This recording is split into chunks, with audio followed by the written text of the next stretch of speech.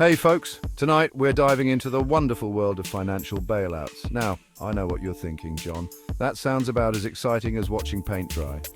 And you'd be right, if it weren't for the fact that these bailouts involve billions, sometimes, of taxpayer dollars. That's right, our money being used to rescue companies and banks that made some, shall we say, decisions. The idea behind bailouts is simple. A company or industry is deemed too big to fail, meaning its collapse would be catastrophic for the economy. So, the government steps in with a financial lifeline, often in the form of loans or guarantees. Sounds generous, right? Well, the problem is these bailouts often come with very few strings attached, and the people who cause the mess rarely face any consequences. What we end up with is a system where the rich and powerful get bailed out while ordinary folks are left to foot the bill. It's like letting your buddy crash on your couch after he gambled away his rent money, then having him turn around and ask for beer money. Except in this case, your buddy is a multi-billion-dollar corporation, and the beer money is your hard-earned tax dollars. Not exactly a fair deal, is it? Let's rewind the clock to 1970 and take a look at the Penn Central Transportation Company. This wasn't just any company, folks. This was the largest railroad in the United States. They moved people and goods across the country, connecting businesses and communities. But behind the scenes, things were far from smooth sailing. Penn Central was a tangled mess of mismanagement, bad investments, and outdated infrastructure. They were like that friend who keeps borrowing money for surefire business ideas. Except none of their ideas involved personalized license plates for cats. In 1970, the inevitable happened. Penn Central went bankrupt. It was the largest corporate bankruptcy in American history at the time, sending shockwaves through the financial system. The government, fearing a domino effect that could cripple the entire economy, stepped in with a $125 million loan guarantee. This bailout was supposed to be a one-time thing, a necessary evil to prevent a bigger disaster. But it set a dangerous precedent. It signaled to other large companies that if they got into trouble, Uncle Sam would be there to bail them out. And boy, did they take notice. Now let's shift our focus to another major bailout story, the Lockheed Corporation in the early 1970s. Lockheed was a giant in the aerospace industry, responsible for producing some of the most advanced aircraft of its time. But by 1971, they were in serious financial trouble. We were facing bankruptcy, and it wasn't just our company at stake. Thousands of jobs and the future of American aerospace innovation were on the line. We needed help, and fast. The government stepped in with a $250 million loan guarantee, arguing that Lockheed's collapse would be a national security risk. Critics, however, saw it as another example of corporate welfare. Yes, we received a lifeline, but it came with strict conditions.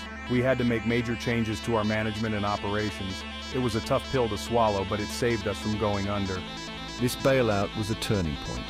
It showed that the government was willing to step in to save not just financial institutions, but also industrial giants. Fast forward to the mid-1970s and the spotlight shifts to New York City. The city was on the brink of financial collapse, struggling with massive debt, a shrinking tax base, and rising crime rates. The situation was dire. We were facing the very real possibility of bankruptcy, which would have had devastating effects on the city's residents and the broader economy. In 1975, the federal government intervened with a series of loan guarantees to keep the city afloat.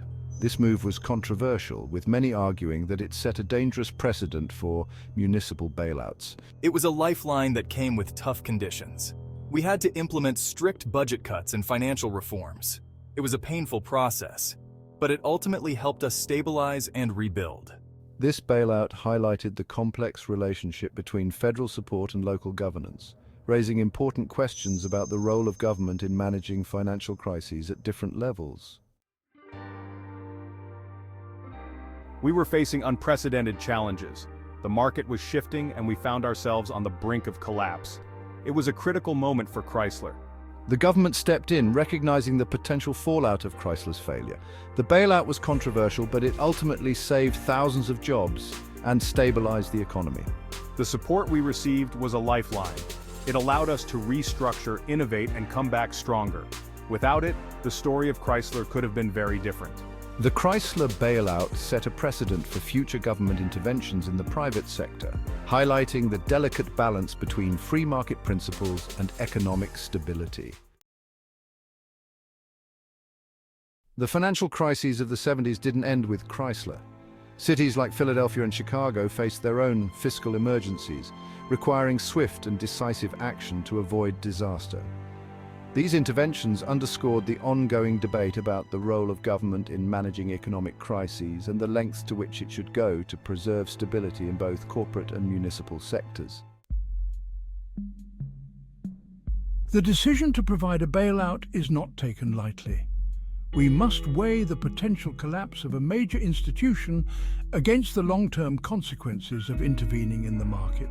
The debate rages on, are bailouts a necessary lifeline, or do they simply encourage reckless behavior? Critics argue that bailouts create a moral hazard where companies take greater risks knowing they have a safety net. Bailouts are, well, a double-edged sword. On one hand, they can stabilize a faltering economy. On the other, they can lead to unintended consequences, such as market distortions and the misallocation of resources. The complexity of these financial rescues often means that the true cost is not immediately apparent. One of the most contentious aspects of bailouts is their impact on inequality. By rescuing large corporations, the benefits often flow to wealthy executives and shareholders, while the average worker sees little to no advantage. This disparity can deepen societal divides and fuel public resentment. Ultimately, the cost of bailouts is borne by the taxpayer. When the government steps in to rescue a failing company, it uses public funds which could have been allocated to other critical areas like healthcare or education. This raises a fundamental question. Is it fair for the general public to shoulder the burden of saving private enterprises?